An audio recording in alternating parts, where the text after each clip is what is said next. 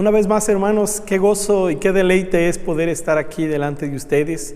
Gracias al Señor porque pues nos sigue sosteniendo.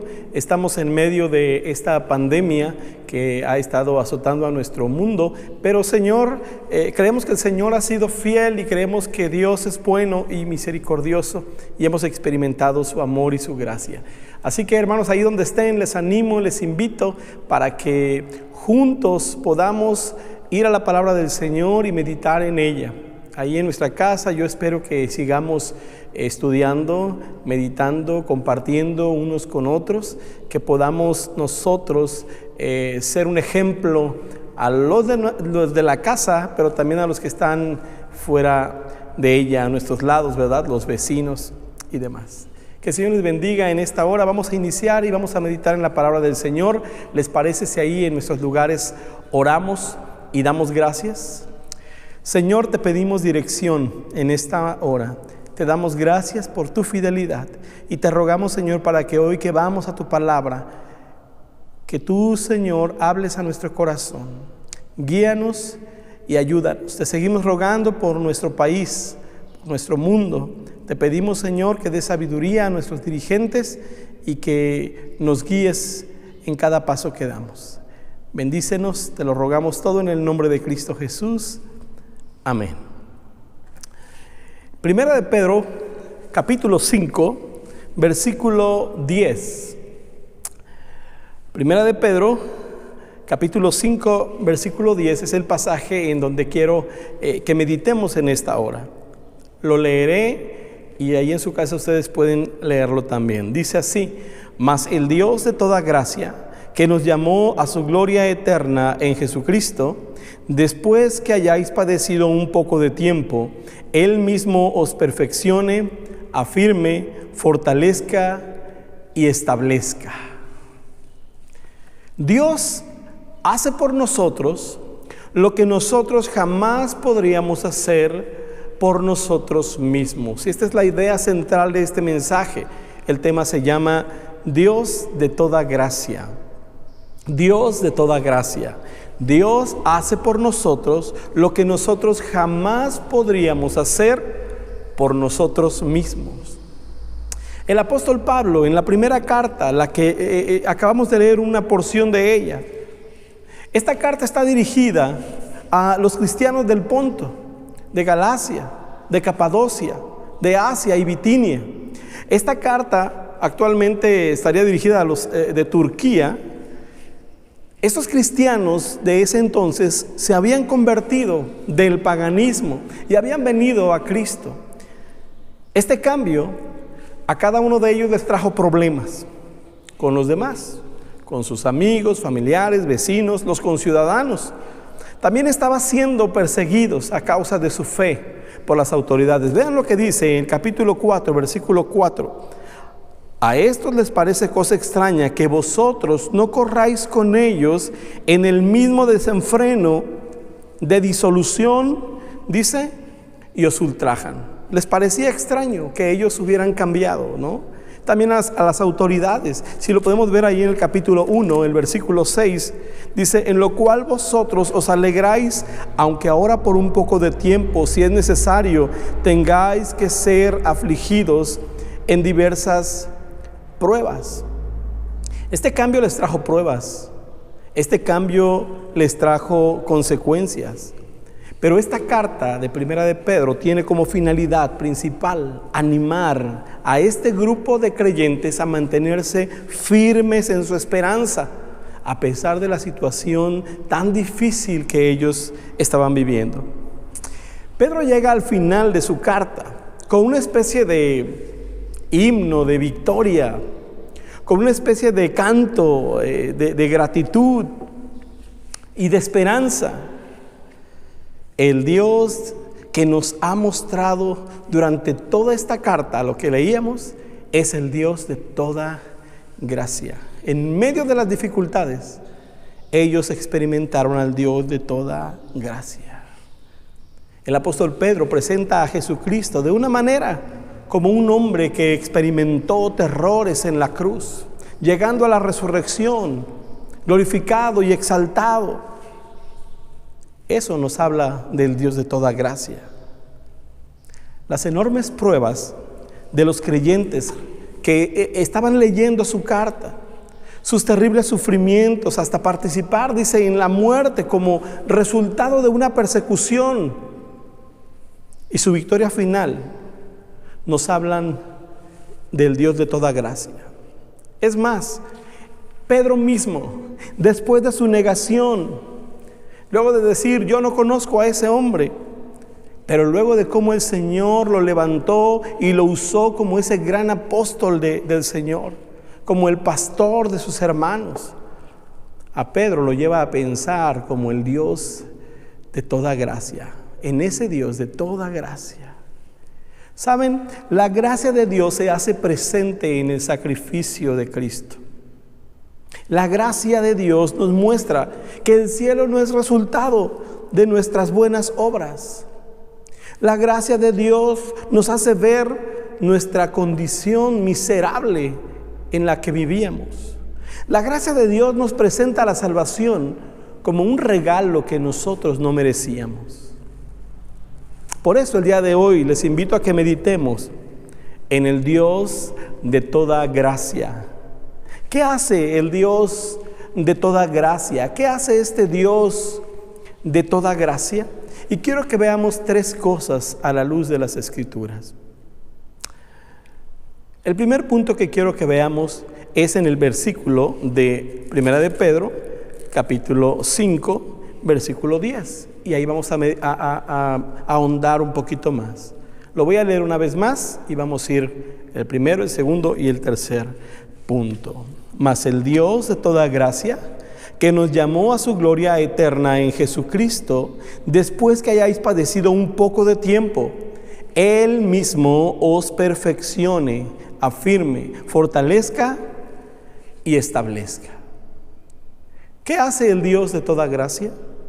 El Dios de toda gracia nos llama a tener parte en su gloria eterna.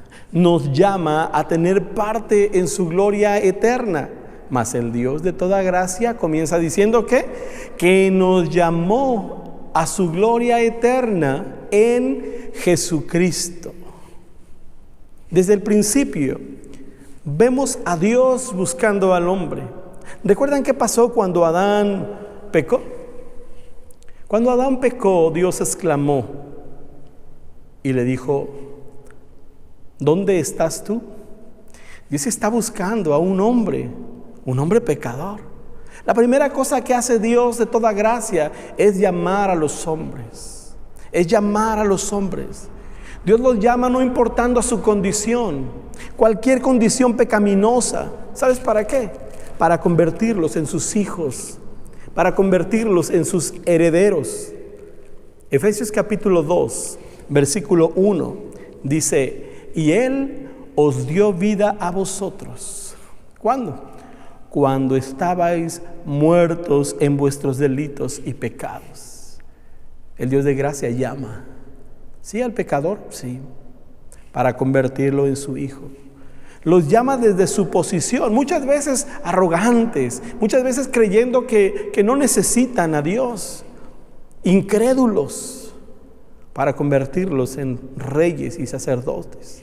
Ahí en Primera de Pedro, capítulo 2, versículo 9 dice, mas vosotros sois linaje escogido, real sacerdocio, nación santa, pueblo adquirido por Dios, para que anunciéis las virtudes de aquel que os llamó de las tinieblas a su luz admirable. ¿De dónde los llamó? De las tinieblas a su luz admirable. ¿Cómo llama este Dios de gracia? Los llama porque Él no quiere que nadie se pierda. Dice allá en Segunda de Pedro, capítulo 3, verso 9. Segunda de Pedro 3, 9. El Señor no retarda su promesa, según algunos la tienen por tardanza, sino que es paciente para con nosotros, no queriendo que ninguno perezca, sino que todos procedan al arrepentimiento. ¿Sabes? Los llama porque Él no hizo el infierno para que los hombres sufran el castigo. El infierno fue creado para el diablo y sus ángeles por toda la eternidad. Pero Dios no solo llama para que escapemos de todas estas cosas, sino para que en el tiempo presente, ahora, vivamos para Él. Vivamos y disfrutemos de las bendiciones de ese llamado que Él nos ha hecho. Juan capítulo 10, verso 10 dice: el ladrón no viene sino para hurtar, matar y destruir. Yo he venido para que tengan vida y la tengan en abundancia. A mí me encanta cuando puedo leer esto, hermanos. No sé si a ustedes, pero cuando yo puedo ver a ese Dios de gracia llamándonos, separándonos del pecado, separándonos de cualquier cosa para vivir para Él, para Él. Dios es un Dios de gracia. Cuando Dios llama a alguien por medio de Jesucristo, lo hace partícipe de su vida abundante. De allí que en Jesús nosotros tenemos abundancia de vida, abundancia de pan, abundancia de agua, abundancia de paz, abundancia de amor, abundancia de gozo, abundancia de significado y de propósito. El llamamiento de un Dios de toda gracia. Dios llama para que participemos de su gloria eterna. La segunda cosa que vamos a mirar en esta hora es que Dios nos llama, sí, a que participemos de su gloria eterna, pero también Él nos llama, este Dios de toda gracia nos da esperanza en medio de la prueba. El Dios de toda gracia nos llama a participar de su gloria eterna, pero el Dios de toda gracia nos llama y nos da esperanza en medio de la prueba. Vamos a ir ahí a Primera de Pedro capítulo 4, versículo 13.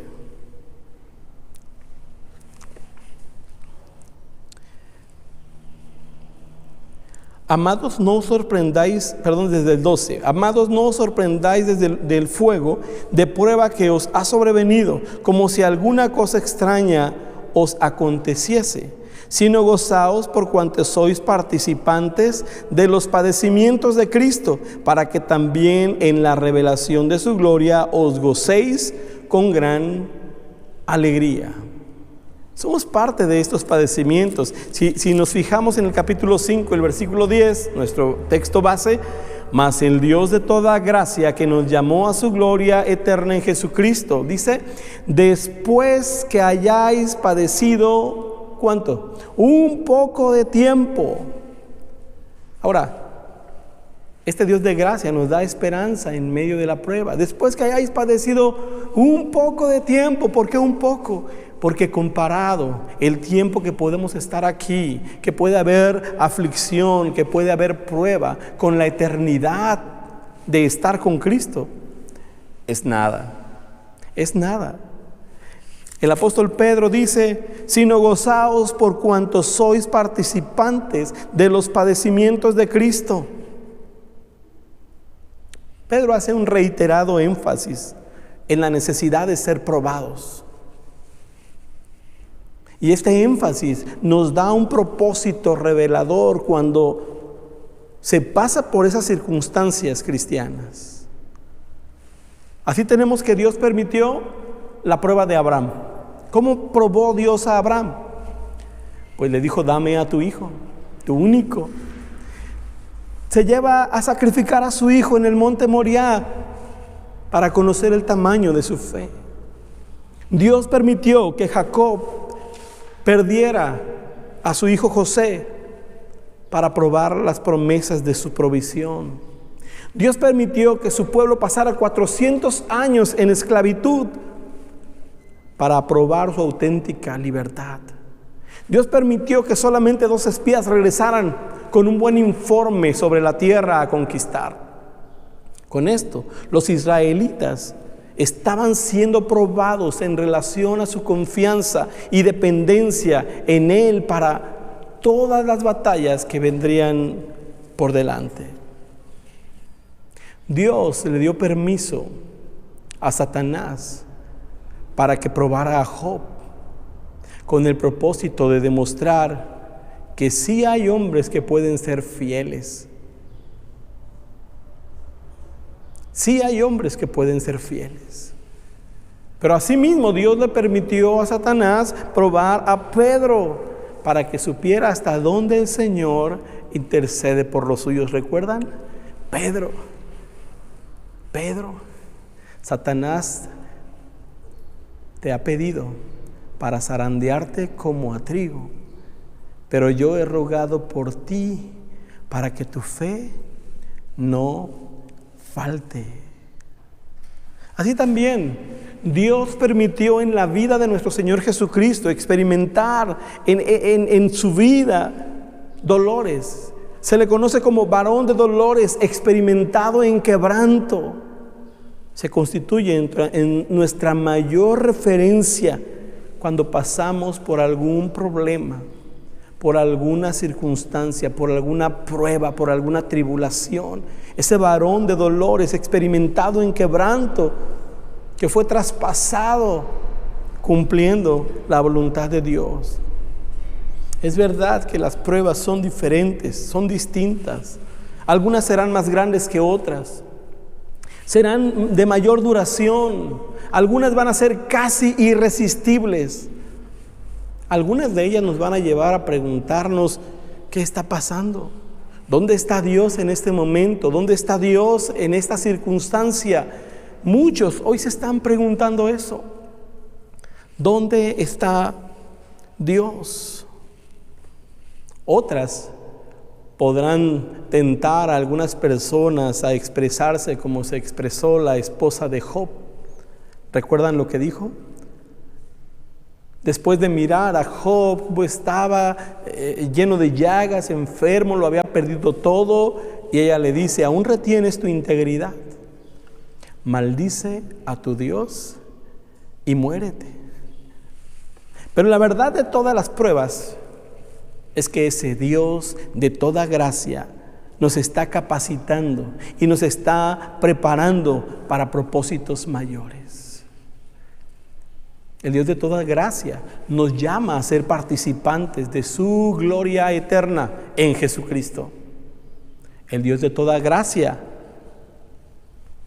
nos da la esperanza en medio de la prueba, en medio de cualquier circunstancia, en medio de cualquier situación, nos da esperanza. Tenemos el ejemplo de Jesús sobre todas las pruebas. Ahí vamos a ir a 1 de Pedro, capítulo 2, versículo 21.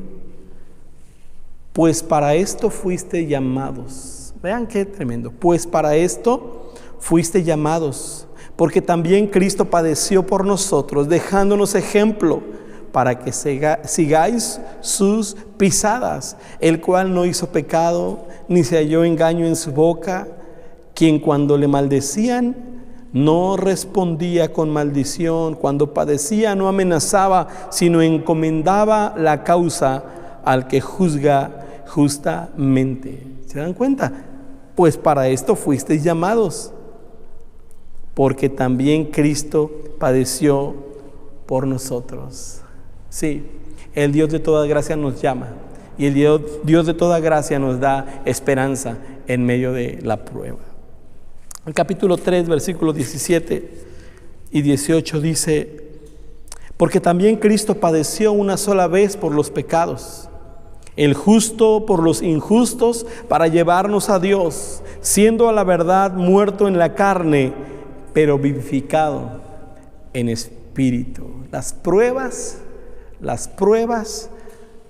son parte del trabajo que Dios está haciendo en nosotros, que el Dios de toda gracia hace en nosotros. ¿Para qué? Ese Dios de toda gracia es el Dios que cuando comienza algo lo termina, que cuando inicia un trabajo lo termina. El Dios de toda gracia es el Dios que termina su obra. El apóstol Pablo decía, estando persuadido de esto, Filipenses 1:6, que el que comenzó en vosotros la buena obra, la perfeccionará hasta el día de Jesucristo. Es el Dios que termina su obra. Vean cómo dice el pasaje al final. Lo voy a leer una vez más. Mas el Dios de toda gracia, que nos llamó a su gloria eterna en Jesucristo, después que hayáis padecido un poco de tiempo, ¿qué dice? Él mismo os perfeccione, afirme, fortalezca y establezca. Dios termina su obra. Ese es el Dios de toda gracia, el Dios que termina su obra. Y hay 4 cosas que menciona este pasaje, 4 cosas. El Dios de toda gracia nos perfecciona, nos capacita, ¿no? Las redes se perfeccionaban para un nuevo uso. Las cosas que surgen ahora las perfeccionan. Sale un celular y alguien lo perfecciona. Y al año siguiente o a los 6 meses sale otro y alguien lo perfecciona. Esa obra de perfección es lo que el Señor va haciendo. ¿Cómo? Quitando, poniendo, arreglando, acomodando. Es aquello que el Señor va haciendo en medio de toda esta situación. Dios está perfeccionando lo que Él hace en nosotros. ¿Qué otra cosa más? Dice,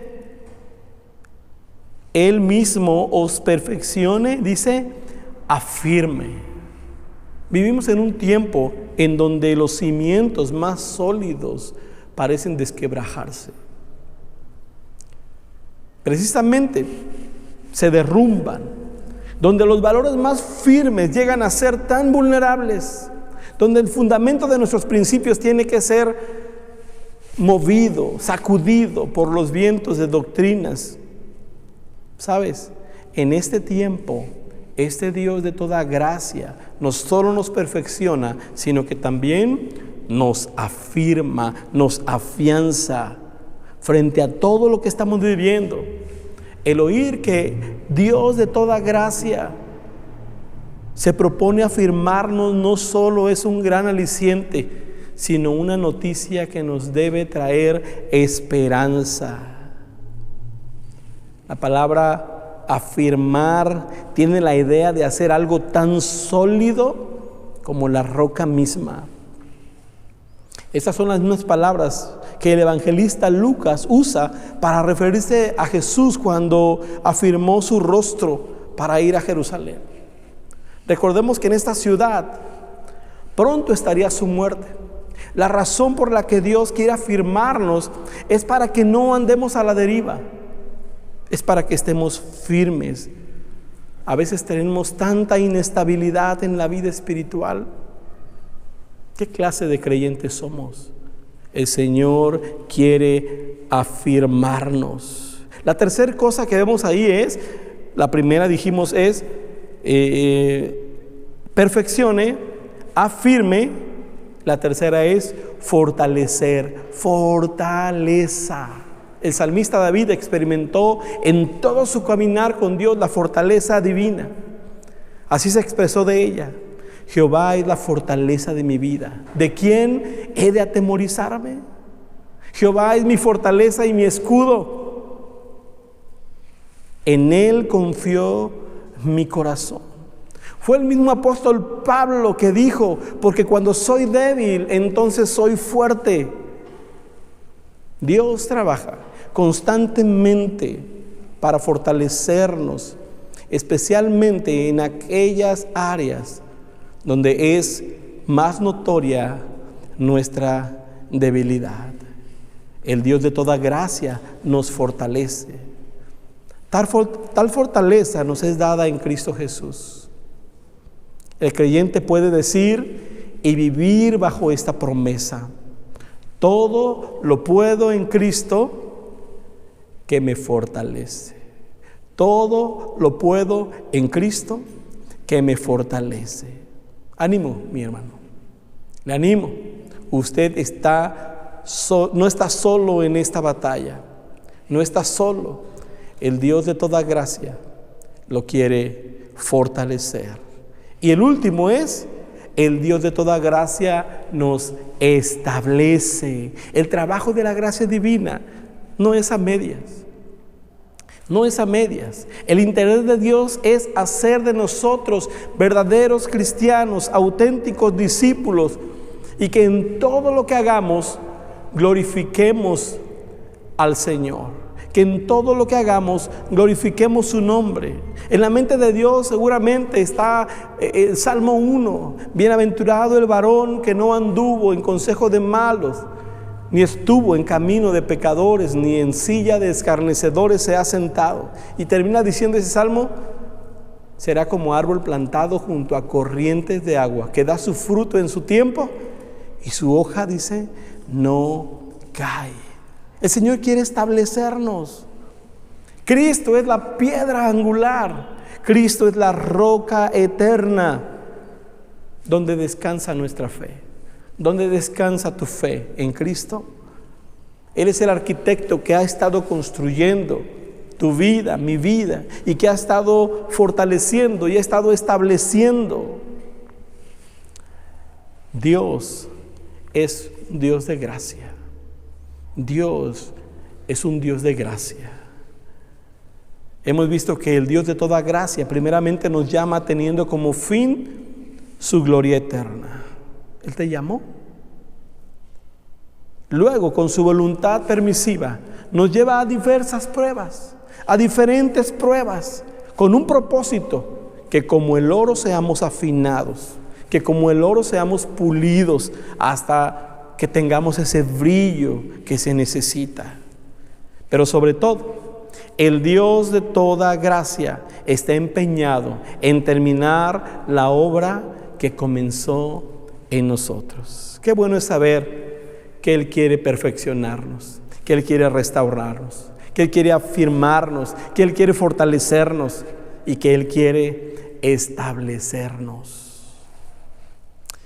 Vamos delante del Señor en esta hora. Vamos a darle gracias por su gracia. Vamos a rendir nuestra vida a Él y vamos a declarar juntos su palabra.